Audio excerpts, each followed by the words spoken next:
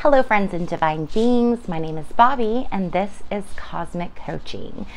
And today I'm here to finally share with you guys my experience with ayahuasca.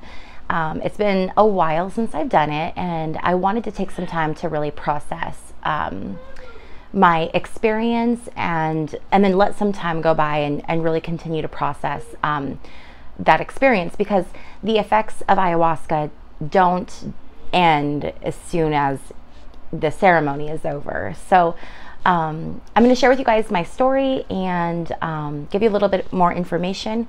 If you are interested in trying ayahuasca, this video might be helpful for you. I know for me, I didn't really know what to expect, and I looked at a lot of different videos, and what I found in videos actually didn't really represent what my experience was with ayahuasca, and so that's why I really want to share that with you. With my ayahuasca experience, it was combined in a traditional ceremony. There's a shaman who will have these ceremonies, and the particular one that I went to was in Mexico. For those of you who don't know, I live in southern Arizona, so I live very close to the border of Mexico. There was a shaman there who does ayahuasca and other types of ceremonies. So the ceremony that I was part of, they did a temazcal and then the Aya ceremony. Now, I'm going to explain to you a little bit about what my experience was from my perspective. I do want to mention that as I'm sharing with you my experience, I'm going to be explaining different parts of the ceremony as I experienced it. However, I do want to make note of the fact that this is a very sacred and spiritual ceremony that is indigenous to a culture that is not my own, and I was blessed enough to be able to go in and experience this. But if you are looking for more information on the spiritual aspect of these ceremonies, please go do more research. I am definitely not the authority on anything regarding the ceremonies. So I ended up going with a friend of mine. She has actually lived in the city in Mexico where we were going, and she wanted to go and experience ayahuasca and a temazcal, and so she offered to come with me, which was such an amazing blessing because she was familiar with the area.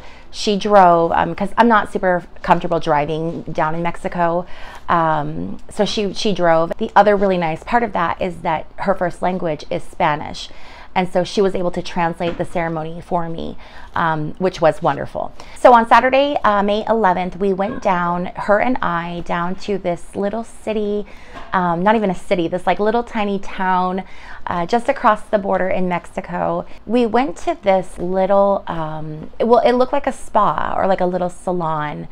And from the outside, it was very small, and there was kind of a wall in front of it. I may have some photos that I will include of the front of the building, but it's just this beautiful space, and you wouldn't expect it to be where it was, right? It's in like the heart of this kind of almost like residential, just smaller area. So I was not expecting to see this space. So you go in and they have like these gates, you kind of walk in. The shaman and his wife had built the structure that the temazcal ceremony takes place in. And I guess he has built like 13 of these little, they look like igloos. I think they're called adobes, but I could be wrong about that. But they're these very small spaces that are dome shaped, and they're made out of earth.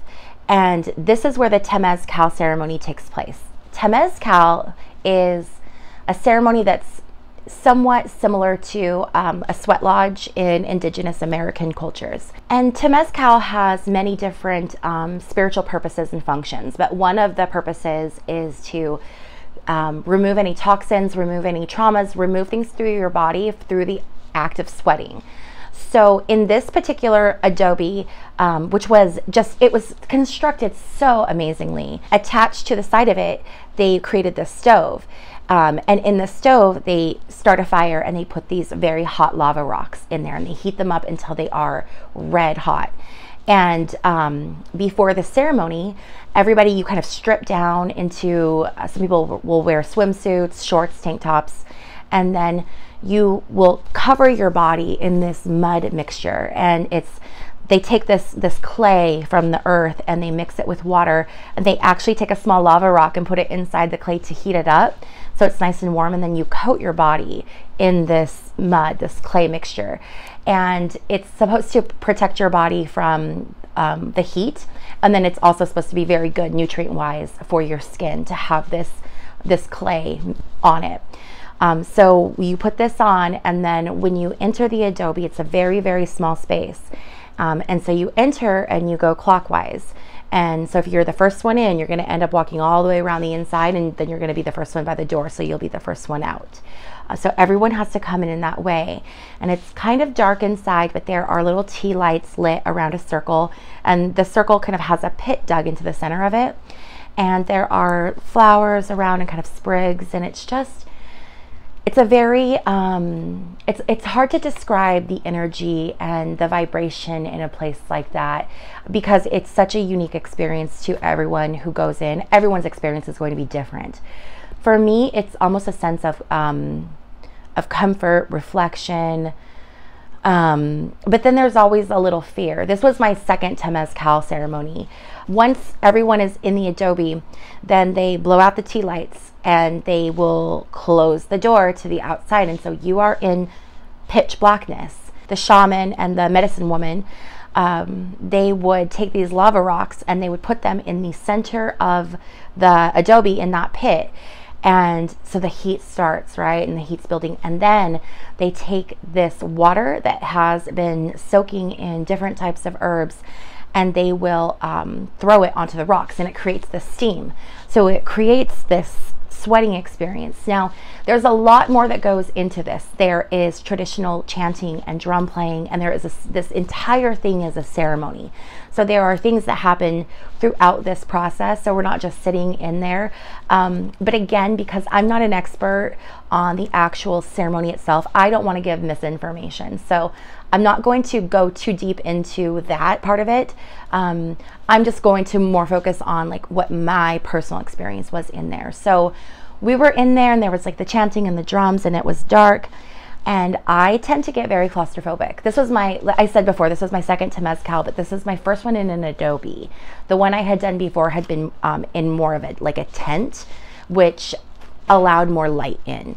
So this was my first time doing the Temazcal in absolute darkness. And so that sensory deprivation forces you to kind of go into a different place in your mind. And for me, I had to overcome my fear of, I'm in the dark, I'm in a tight space, there is a fire right in front of me, and you're sitting on the ground and you're covered in mud and you're just sitting on the earth, and it's a very intense experience. After we were done with the Temazcal ceremony, we came out.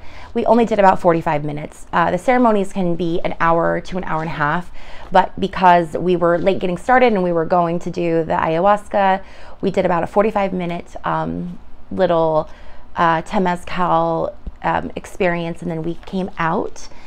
And when you come out, you just feel different, and you come out and there's this, they had this big tub, almost like a watering trough full of water that was soaked in those herbs. And so you take bowls and you just rinse your body right there when you come out. And the way that their adobe is set up, so you've walked into this spa and you've gone behind this wall, but this portion is actually outside. And so they've got these really pretty coverings and tapestries everywhere, but the smoke is able to blow out and the ground is earth. So that's how they're able to have that smoke inside this like little space. And then, you know, we're dumping ourselves with water and it's just kind of washing away. So we rinse our bodies with this water herb mixture. And then we went into this little adjacent building that they had right there on site. And we were able to go in and just shower off the rest of the mud, shower off the sweat, kind of wash everything off. And then we all got into comfy clothes and we were ready to do the ayahuasca ceremony. The ayahuasca ceremony was held at a different location. So everybody got into their cars and we caravanned out to this campground area in the middle of the Sonoran Desert. It was intense. It was really intense. I always kind of figured the first time that I would experience ayahuasca, I would go to some resort and, you know, have them feed me vegan food and get massages and be in this like very, you know, comfortable place. But we were in the middle of the desert in Mexico, and we slept outside. So everybody brought their like bedding. So what I ended up doing was I brought a yoga mat, and then I didn't know it can get very, very cold here. And since this was March, it was still getting very cold at night. So everybody brought their bedding. So I had brought a big comforter, an old comforter, and I am so glad I did, because I was actually able to fold that in half and use half of it under me for padding and then the other half on top of me for warmth, and it worked really, really well. I was actually surprisingly comfortable.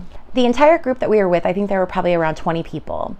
We all formed a big circle. We put all of our bedding in a big circle, and in the center of that, they created this big bonfire. And then we just kind of sat out and we waited. There was a restaurant that was close by that still had their lights on, and they were closing down for the evening. So we just kind of waited for it to be perfectly dark out there. And so they started playing music, and people were kind of singing around the campfire. As everyone was sitting around and waiting for the lights to go out and to be ready for the ceremony, there were some people that were passing around cannabis, and they were smoking. I smoked a tiny bit of cannabis, but I didn't really want it to impact my ayahuasca experience very much. I was very nervous when I was waiting to take the ayahuasca and waiting for the ceremony to begin, because when I researched it, you know, there's people will tell you stories of throwing up and getting really ill, and then these visions and hallucinations. And there was a part of me that did have fear, but I had researched and knew enough that I went into my journey with an intention. So I had decided, okay, this is what I want to get out of my experience. So I had that in my mind, and I kept reflecting back to that when I would get really nervous. I would just go back to everything is okay, you are well, all is well.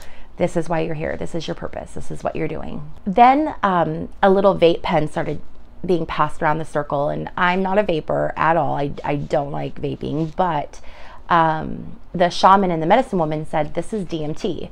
DMT is one of the active ingredients in ayahuasca. The only difference between active DMT and ayahuasca itself is that your body processes DMT very quickly. So it's like 10-15 minutes, that's it.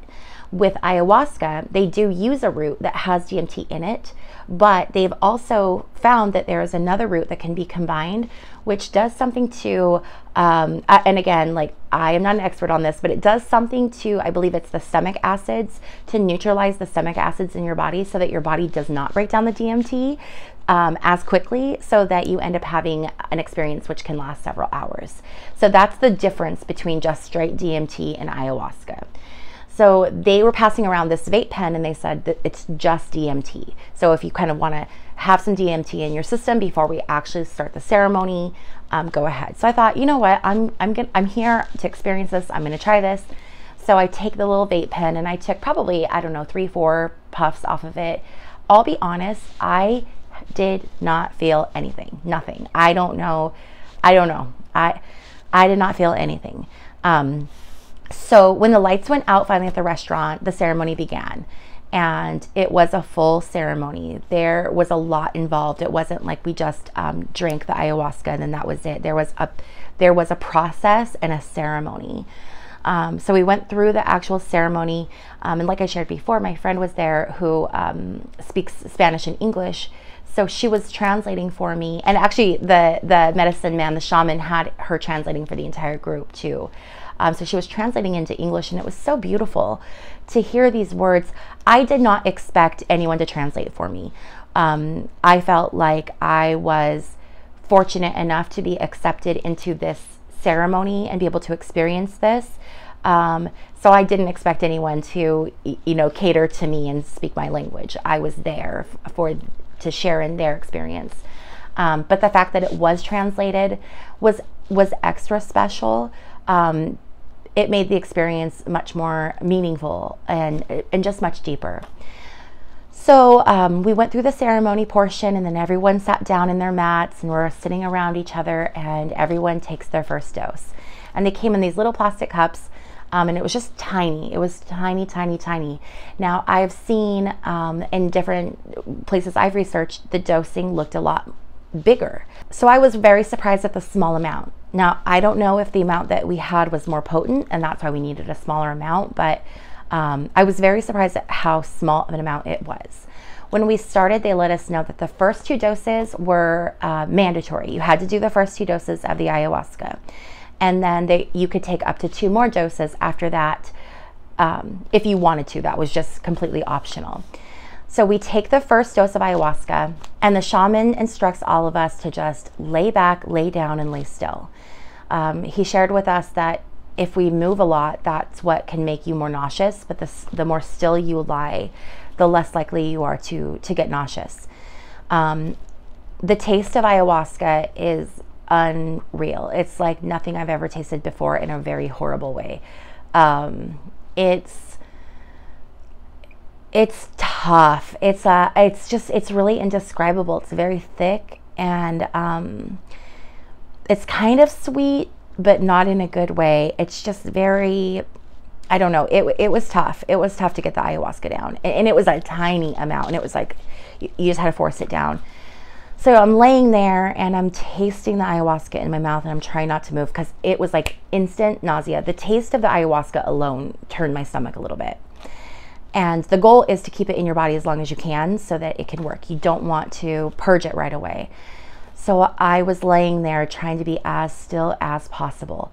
And slowly around me, I can start hearing people vomiting. And that was a tough one. I tend to be very energetically sensitive, which puts me at a disadvantage when I'm experiencing things like this in a group setting, because a lot of the time I'm unable to focus on what I'm feeling because I'm so susceptible to other people's energy. It kind of is invasive sometimes, and it comes in. So hearing people vomiting was kind of tough. And it was very interesting because there were no restrooms that were really close by. There was a restaurant that we could get to, but it was a bit of a walk, and we were kind of down in this big, kind of like a hole in the ground, really. It was almost like they had gone in to build a building and dug a foundation and then decided not to build the building. So there was kind of like a road that went down into this like low space, and that's where we were. So if people were sick, there were no bags, there were no restrooms, there were no bowls, there were no buckets, there was nothing. So people were vomiting everywhere. Right next to where we were sleeping, they would stand up and they would walk a few feet and then they would vomit. Some people didn't even get off their mats. They were just kind of like leaning off and vomiting where they were and then laying back down. So that was very difficult. And about, I don't know, it was about 15 minutes in, and the nausea kind of subsided a little bit. Like I could still feel it, but it wasn't this urge of like, okay, I am going to throw up. It was like, okay, I can do this. I've got this. I'm good.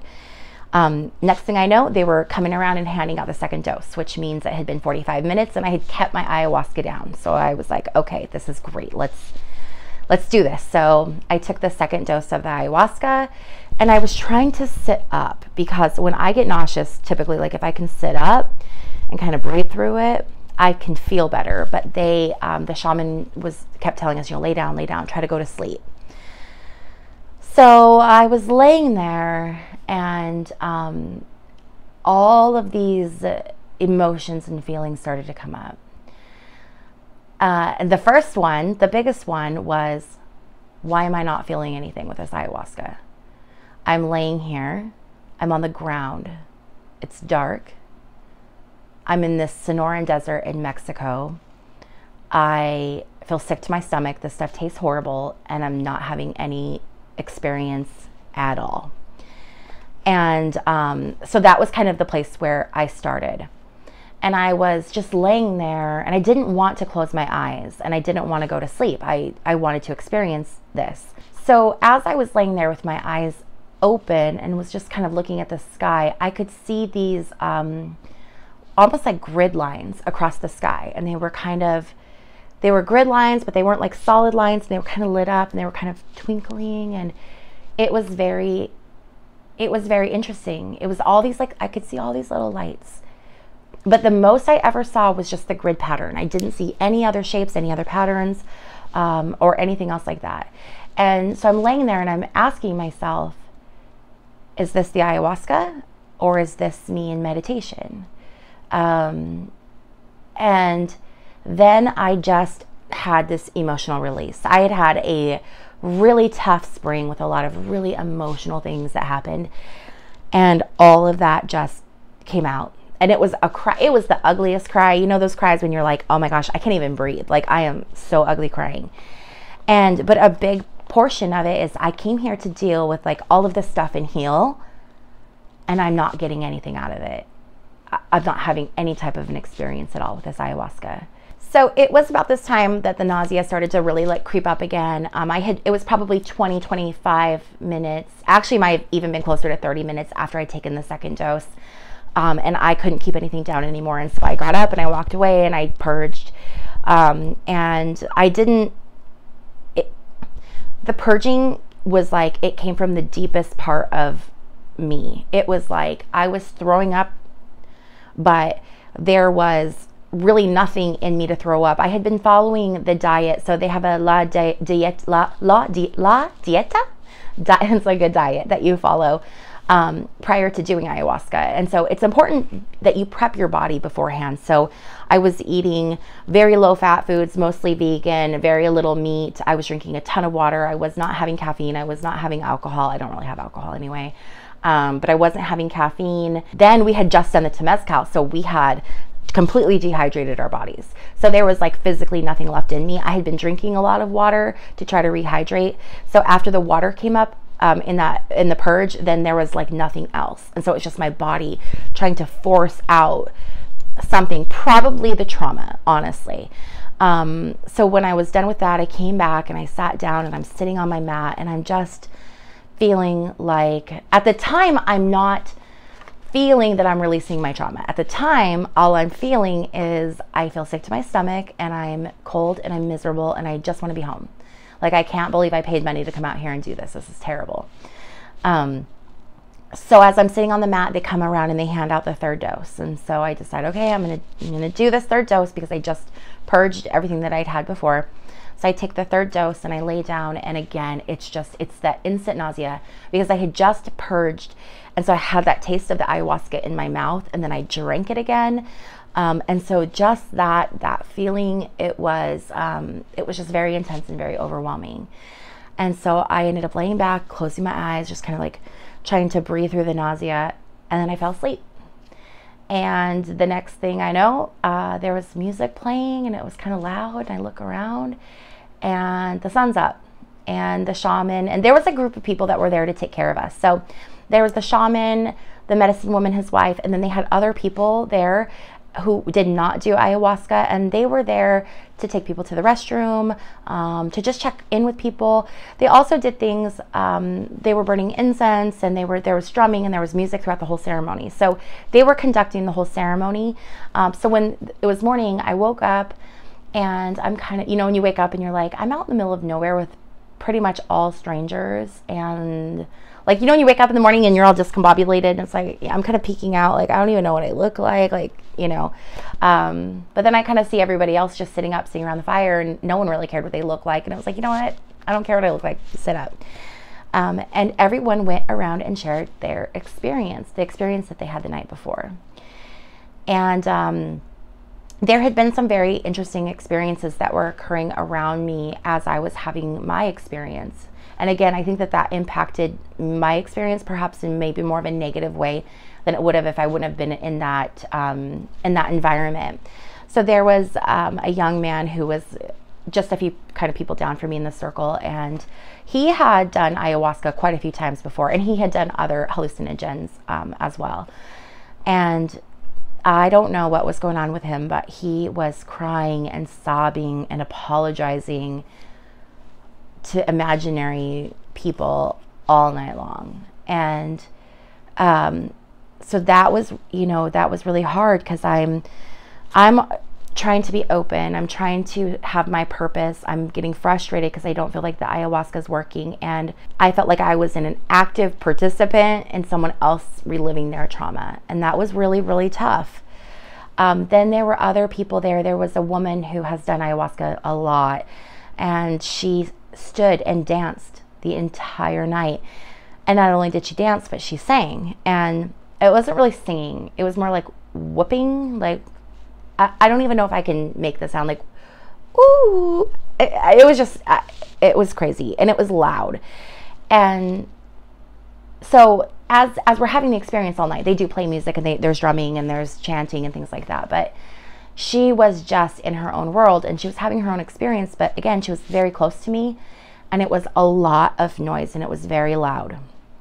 So the next morning, everyone's going around, they're sharing their experiences. And the people who had done ayahuasca more than once had more, they saw different things. So there was a lot of people who saw animals, and people were just kind of sharing their experiences. And as they're going around, there were quite a few people who had not done ayahuasca, who they saw, grid lines or maybe shapes in the sky, but that was really it. They didn't really have much of an experience. Some people got really, really cold, but that was really kind of it. And we all sort of sat together, we had breakfast, and then it was time to go home. And driving home, even the next morning, I was still really, really nauseous. That feeling takes a while to go away. It really kind of, for me anyway, it was pretty deep. It really settled in, and it wasn't a great feeling.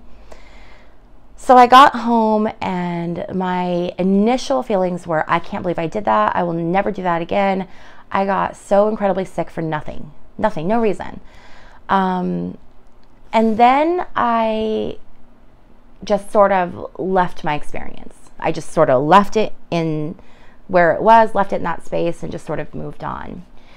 And as we've had now, I think 3 months have passed since my experience, I have noticed actually a few different things.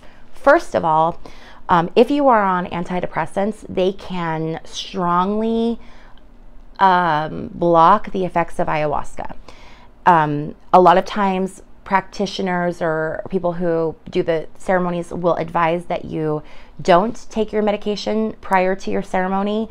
I was not comfortable not taking my medication, especially without consulting with my physician. So for me, I felt like it was best to stay on my medication because it works really well, and I like being how I am. So that could have had a factor in my experience.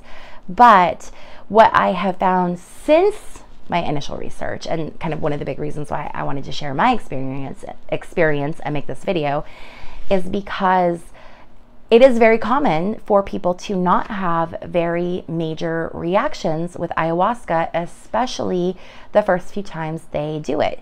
It can take multiple experiences with ayahuasca, and sometimes it needs to be multiple experiences within a short time span. So going in like a week and doing, 3 doses or 4 doses or whatever, and having more of that experience, it can cause people to have a more reactive experience where maybe they're more open and they're able to connect more or see more, experience more.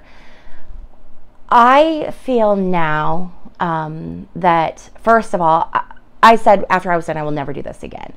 I'm actually open to trying ayahuasca again, but if I do it again, I know that I need to be in a different environment. I need to be somewhere where I'm more comfortable. Being outside is completely fine, but I feel like I need to have a restroom closer to me. I need to be with a smaller group, or able to kind of separate myself a little bit, and kind of be in my own space during the process, because I was not able to fully immerse myself into it because I was feeling everybody else's emotions and feelings, and so I would need the circumstances and the environment to be a lot different if I were to try it again. I would also probably want to do at least 2 days in a row. The other thing is that all of people's stories and experiences that I've heard with ayahuasca, there are these major experiences or events, and they talk about like all of these visions they see, and that is really not, everyone's experience. And I would say that that's probably not even the most common experience. I think that after the research I've done and after my experience, you're more likely initially to just see patterns, geometric patterns, grid lines, things like that. And I believe that that's actually common with a lot of different types of psychedelics. So that effect you'll have with the grid lines and the patterns and seeing shapes, that can happen with psilocybin, that happens with DMT, that can happen with LSD, it can happen with, I believe it's called ibogaine. I think it's called ibogaine, which is what they use in ceremonies in parts of Africa. So it's very interesting that all of those chemicals create that same reaction in the brain, which is those geometric patterns. And at the time I was so mad that I wasn't having this like, you know, transcendent experience, that I didn't want to put value in what I was seeing. And so I just very much discounted it as like, I didn't see anything, but I did. It was the grid lines and the shapes, and I saw other little lights in the sky. And I think that when I had that feeling of like in ceremony, when I was feeling this isn't working, I'm so broken down. Why is this, you know, that feeling I had, and just crying and like crying for everything that had happened earlier in the year. That was what I needed in that moment. That is what was beneficial. And I just didn't realize that that's what I was getting at the time. Now that it has passed, I'm able to look back and think like, wow, I actually released a lot of trauma and a lot of just pent up feelings that night. And it just came out in that, you know, in that release of emotions and tears. And yeah, so that was my experience with ayahuasca. If you have any questions that I didn't answer, please leave them in the comment section down below. This video is getting kind of long, and so I don't want to like keep going, but if you have questions or if there's more information that you would like from my experience, I would love to share that with you. I know that it can be scary, the thought of doing some type of a psychedelic substance. I've never in my life experienced with anything other than cannabis. I've never tried psilocybin, you know, mushrooms or LSD, acid. I've never done anything like that. So, you know, I'm a 44-year-old mama, you know, and grandma, and but I wanted to experience it. And so if you want to experience it, I would definitely encourage you, no matter who you are or where you are, to definitely try it. I know that Graham Hancock, who has the show Ancient Apocalypse on Netflix, he is a big proponent, or maybe even not a big proponent, but he has tried a lot of different psychedelics, and how they were perhaps done in, you know, the early Paleolithic period, and he's like an archaeologist and all this stuff. And so I've actually learned a lot about his experiences through ayahuasca, which was very eye-opening for me, because it made me realize, oh, what happened to me is actually completely normal. That's a normal first-time experience. But no one ever says that. You know, no one ever tells you the first time you go, the first few times you go, you may not have anything other than like twinkly little grid lines. And that's okay. That's okay, because it does not mean that you're not getting benefits from the ceremony. You will. It can just take time to see the benefits and to feel those benefits. So hopefully this video was informational, informative. You learned something new. Thank you guys so much for hanging out with me, and I look forward to seeing you on the next video. Bye.